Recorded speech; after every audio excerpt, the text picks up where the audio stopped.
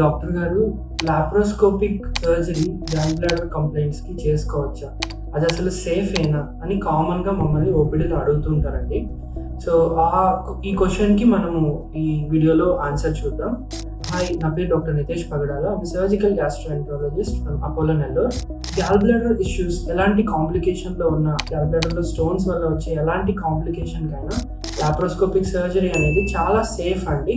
And patient recovery కూడా within 1 or 2 days, అంటే if it is un uncomplicated gall bladder stones even 24 hours discharge అవ్వచ్చు laparoscopy విధానంలో చేయించుకున్న ద్వారా. ఒకవేళ కాంప్లికేటెడ్ గాల్ స్టోన్ డిసీజ్ అయితే మాక్సిమం 2 to 3 daysలో 100% రికవరీ ఈస్ 100% పాసిబుల్ అండి.